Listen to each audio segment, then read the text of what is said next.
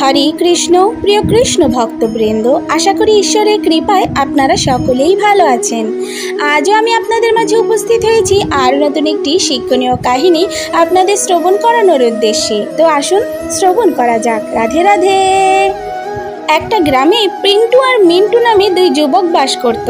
তারা দুজনেই বেকার। দিনমজুরের কাজ ছাড়া গ্রামে আর কোনো কাজই তারা দেখছে না। এইদিকে নববিবাহিতা স্ত্রী নিয়ে দুজনের একই রকম পারিবারিক অবস্থা। ভিন্ন মানসিকতার হলেও দুজনের একটাই সাধারণ সমস্যা, আর সেটা হলো কি করে টাকা রোজগার করা যায়। এইসব ভাবতে ভাবতে পিন্টুর মাথায় একটা বুদ্ধি খেলে গেল। সে মিন্টুকে বলল, দুজনে মিলে যদি একটা করে গাভী কেনা যায় তাহলে কেমন হবে বলো তো। গাভীর দুধ বিক্রি করে কিছু টাকা পাওয়া যাবে, আর গাভীর বাচ্চা হবে, ফলে গাভীর সংখ্যাও বাড়তে থাকবে, দুধও বেশি বেশি হবে, আর এভাবে দুজনে একদিন অনেক টাকার মালিক হয়ে যাব। গাভীর সংখ্যা যখন বাড়বে তখন অনেক লোক রাখা যাবে দেখাশোনার জন্য, ফলে কিছু মানুষের কর্মসংস্থানও হবে। এভাবেই দুইজন একদিন ধনী হয়ে উঠব।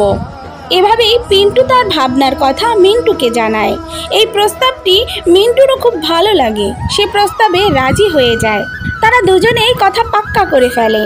খুব আনন্দ এবং উদ্দীপনা নিয়ে দুজনেই বাড়ি যায়। দুজনে তাদের এই উদ্যোগের কথা তাদের নিজেদের স্ত্রীকে জানায়।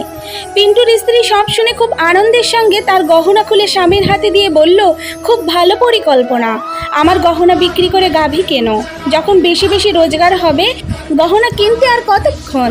স্ত্রীর কথায় গর্বিত হয় পিন্টু। ওইদিকে মিন্টু তার পরিকল্পনার কথা স্ত্রীকে জানায়। তার স্ত্রী বলল, দেখো, একে তো আমাদের কিছুই নেই, খালি কয়েকটা মাত্র গয়না সম্বল, আর তা বিক্রি করে গাভী কিনবে। কিন্তু যদি গাভীটি মরে যায় তখন কি হবে? মিন্টুর মনেও খটকা লাগে। মনে হয় তার স্ত্রী ঠিকই বলেছে, কারণ গাভী যদি মরে যায় একমাত্র সম্বল গয়নাগাটিও যাবে, গাভীও যাবে। এত ঝুঁকি নেওয়া উচিত হবে না। পরের দিন দুই বন্ধুর দেখা হলো। মিন্টু বলে, ভাই পিন্টু, গাভী যদি মরে যায় তাহলে কি হবে? পিন্টু তখন বলল, এত নেগেটিভ চিন্তা করছিস কেন? কেনার আগেই গাভীর মরার কথা ভাবছিস?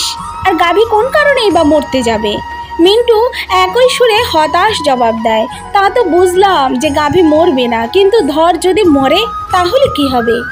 পিন্টু অত্যন্ত স্নেহ ভরে জবাব দেয়, তোর এই তাহলের জবাব আমার কাছে নেই রে ভাই। মিন্টু বলে, এই তাহলের জবাব আমার কাছে আছে।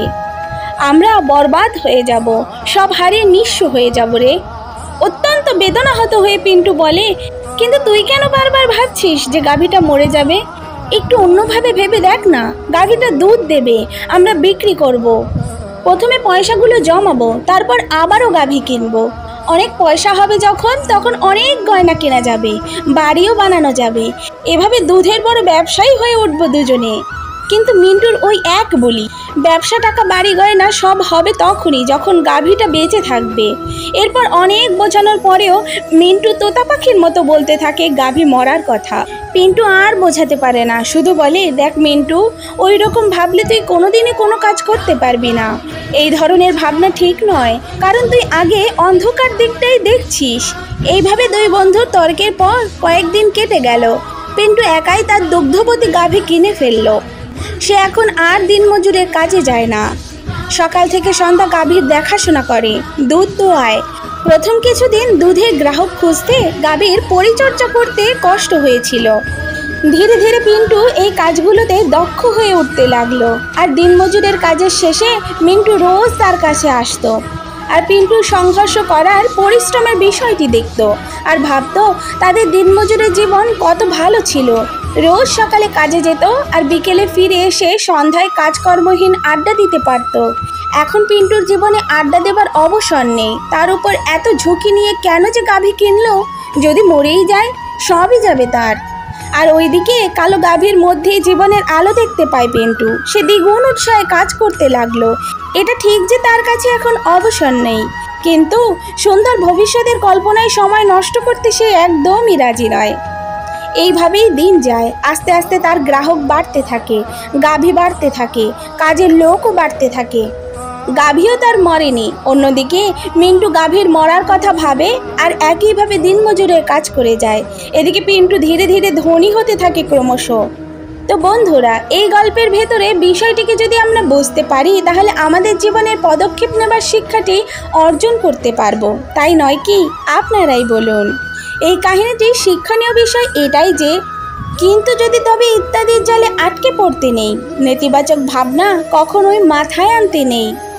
No risk no gain. ঝুঁকি নিতে পারলেই জীবনে সাফল্য আসবে। এখন যদি আমরা কোনো কিছু না করে বসে থাকি তাহলে কি আমাদের সাফল্য কোনো দিনই আসবে? কখনোই আসবে না। ভগবানের উপর বিশ্বাস রাখুন এবং ঝুঁকিটা নিয়ে দেখুনই না কি হয়। দেখবেন ভগবান আপনার অনিষ্ট কখনোই হতে দেবে না। রাধে রাধে। এই কাহিনীটি যদি আপনাদের ভালো লেগে থাকে তাহলে অবশ্যই কমেন্ট করে জানাবেন এবং এরকম আরও নিত্য নতুন কাহিনী শ্রবণ করার উদ্দেশ্যে আমাদের চ্যানেলটিকে সাবস্ক্রাইব করে আমাদের পাশে থাকবেন। রাধে রাধে। তো আজ এই পর্যন্ত, আবারও দেখা হবে নতুন কোনো ভিডিওতে।